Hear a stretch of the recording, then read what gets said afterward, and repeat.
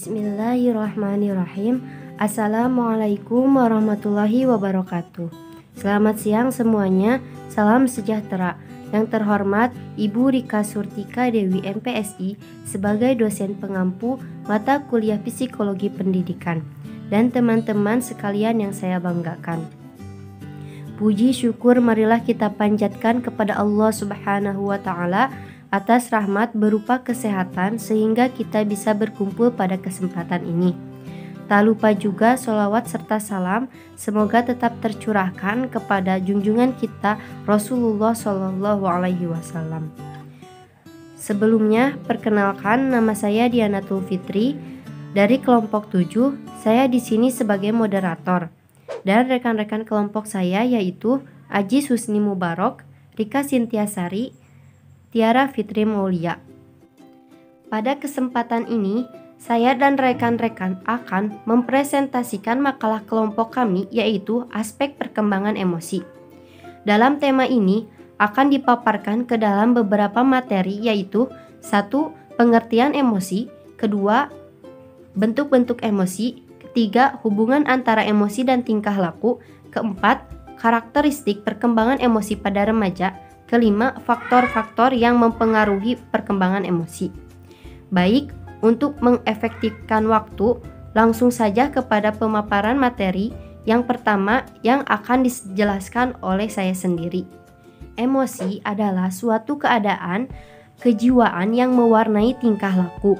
Emosi juga dapat diartikan sebagai suatu reaksi psikologis yang ditampilkan dalam bentuk tingkah laku, gembira, bahagia, sedih, berani, takut, marah, terharu, dan sejenisnya. Pengertian emosi menurut para ahli, menurut Hart-Hersal dalam Mujiran 224 merumuskan pengertian emosi sebagai situasi psikologi yang merupakan pengalaman subjektif yang dapat dilihat dari reaksi, wajah, dan tubuh.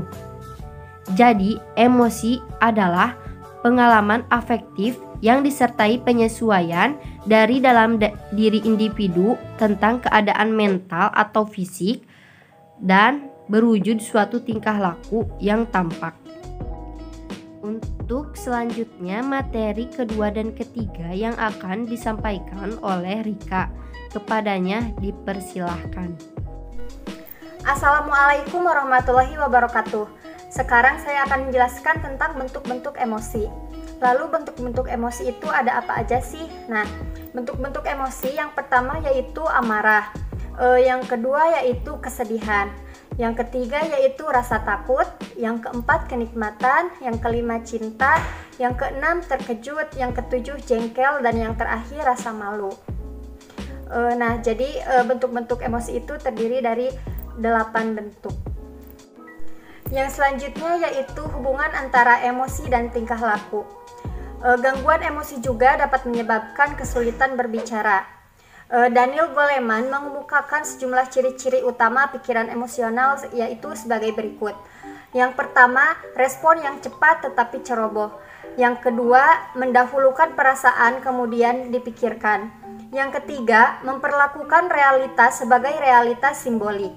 Yang keempat, masa lampau diposisikan sebagai masa sekarang, dan yang terakhir, realitas yang ditemukan oleh keadaan.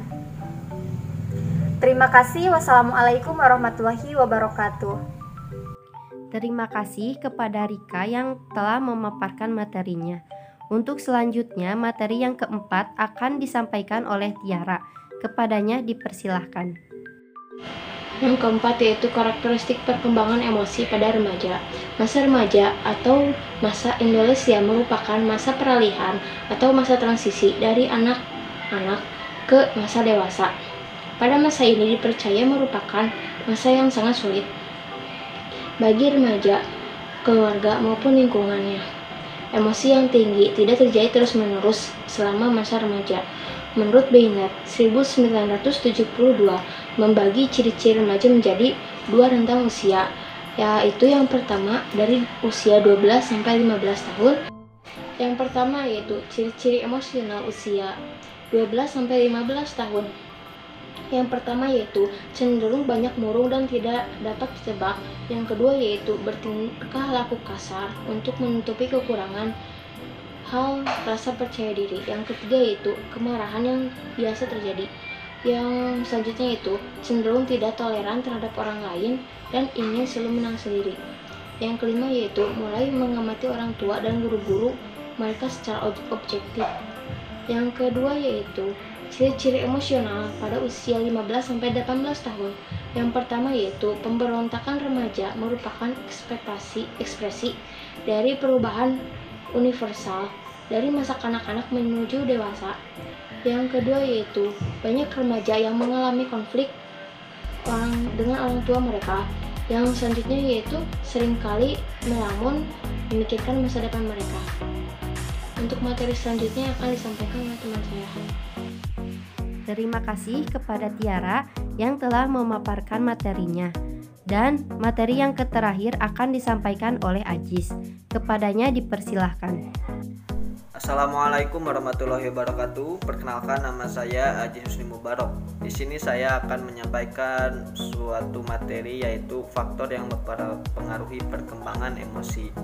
Dengan bertambahnya umur menyebabkan terjadinya perubahan dalam ekspresi emosional, bertumbuhnya pengetahuan dari lingkungan serta sekolah, dan pemanfaatan media massa berpengaruh terhadap perubahan emosional ini. Apa sajakah faktor-faktor yang mempengaruhi perkembangan emosi? Yang pertama yaitu perubahan jasmani atau fisik. Perubahan atau pertumbuhan yang berlangsung cepat selama masa puber menyebabkan keadaan tubuh menjadi tidak seimbang. Ketidakseimbangan ini mempengaruhi kondisi psikis remaja. Tidak setiap remaja siap menerima perubahan yang dialami karena tidak semuanya menguntungkan, terutama perubahan tersebut mempengaruhi penampilannya. Yang kedua yaitu faktor keadaan anak. Keadaan individual pada anak, misalnya cacar tubuh ataupun kekurangan pada diri anak, akan sangat mempengaruhi emosional. Bahkan akan berdampak lebih jauh pada kepribadian anak, misalnya rendah diri, mudah tersinggung, atau menarik diri dari lingkungannya.